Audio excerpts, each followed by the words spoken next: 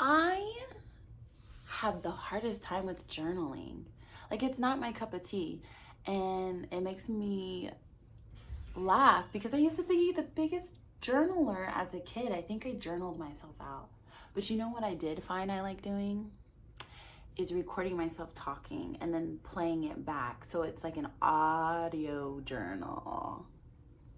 So I don't know, maybe that will work for you.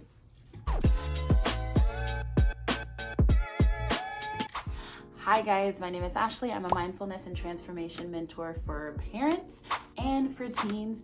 But today we're going to be talking about inner teen work for all my beautiful adults, for my beautiful parents, because inner teen work is healing work, and healing work helps you be a better person and helps you be a better parent if you happen to have kids, especially teenagers, because they are the bomb.com. I don't care what anybody says. They're hilarious beings. So if you are looking to learn really quick some ways you can build yourself back up through inner teen work, you're in the right place. Let's get into it so you can start doing the work today. All right, first and foremost, the first thing you have to do is know what inner teen work is and decide whether or not you want to do the work.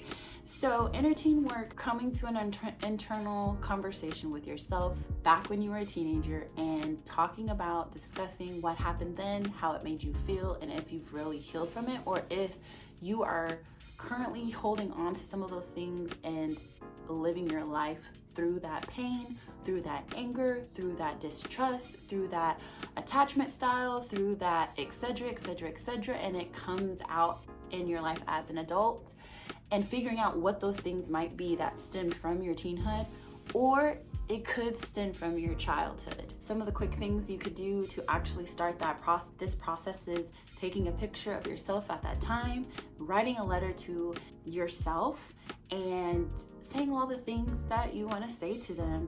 It could be taking the picture, listening to a song from that time, which is a fun way of doing it as well, and feeling whatever emotions come to you from when you were a teen at that moment. Memories, how you express yourself, how was your relationship with your guardians, how you felt about who you were as a person, and seeing if those are some truths you still carry with yourself today. Another example is great meditation.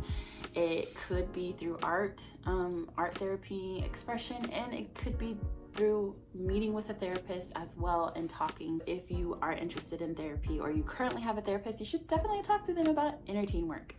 So those are some of the things you can do to start that work. So now that you've expressed, I do have an understanding and I want to do the work because I can tell and I can see that there are some things I'm still carrying with me from that time in my life. And where do I get started? Because I have low self-esteem, because I am currently choosing people who don't want the best for me, because I am currently, having unhealthy patterns with those around me, my friends, or I'm, as an adult child, I'm having a hard time with my own parent, etc. The first thing you can do is self-compassion, right? Self-compassion practices. So what are some of the self-compassion practices? One is journaling. You heard me say this in the beginning. I don't know why I can't really get back into journaling, but if journaling is not your cup of tea, maybe recording yourself, whether that be audio or video. Some people choose to use art and will put a few words down to express where they are, to express how they feel.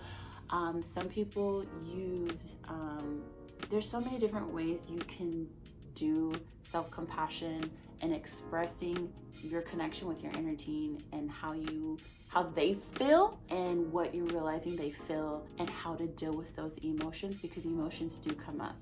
You remember things and you're like, that was really messed up, or that really became the foundation of what started a mudslide to this. And keep in mind, inner teen work doesn't necessarily mean negative. Everything is negative. That does not what that means. But inner teen work is specifically looking at the things that are causing heavy shifts in your, self-acceptance, your self-love, your self-esteem, that are affecting you in your adulthood so much to where you're like, where is this stemming from? And going back and working on it from that point in time to now, so you can grow as an adult, you can heal and move forward and be the best version of yourself. Because time's not linear, so the pain then, you're still carrying it with you if you have not dealt with it. Another one is setting a healthy boundary with other people, setting a healthy boundary with yourself. That is very important. A lot of times we continue to let things continue because we didn't realize it was not positive or not healthy for us. We thought that was just normalcy. And as we begin to do the work, we begin to heal, see our value, and know that we deserve better. And even now, if you're like, well, I'm struggling in my self-esteem, but I know this is not healthy for me, set a boundary and understand the difference between a boundary and a rule. You are responsible for keeping the boundary, not the other person. Make sure you are saying, hey, this is a boundary for me. You're communicating it. You're making it very clear what the boundary is. Hey guys, really, really quick.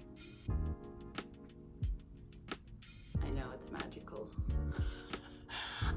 If you are needing any support, please don't forget that I have my parent and teen resource on my community tab on my website, as well as a journal for parents who are wanting to grow their relationship with their teen by having a closer bond with their teen by doing their own work through the journaling. It is a 12-week prompt, and there are tips and tricks and all the things in there for you guys. So check that out. The links are below, but you can also go to my website to find those. Okay, back to the video. So we are gonna set boundaries to foster well-being, to foster self-love, self-respect, and also to continue to have healthy relationships, or to start building healthy relationships within the relationships we currently have and the new ones that come along. And depending on what you're needing for yourself, you'll know what those boundaries are as you continue your healing journey. And lastly,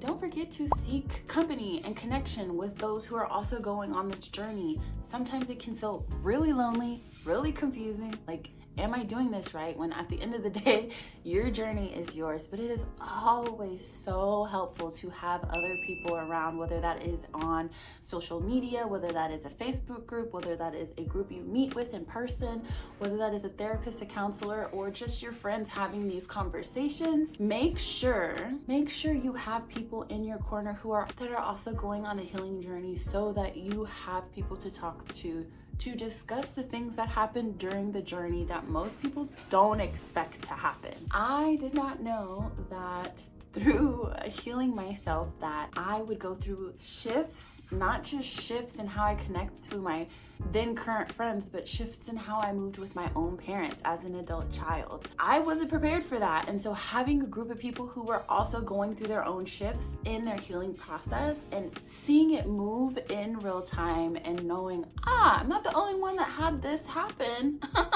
Interesting, helped. It helped a lot. So make sure you find your people, make sure you have some group of connection that is also on the same page as you to help you move through it. All right, guys, that is all I have for you today. I hope that was very helpful. Please let me know, put a heart emoji below if that was exactly what you needed and gave you some insight. And if you have any questions, please put it below. I don't know if you can hear my kitten eating, but it's eating kibble very loudly.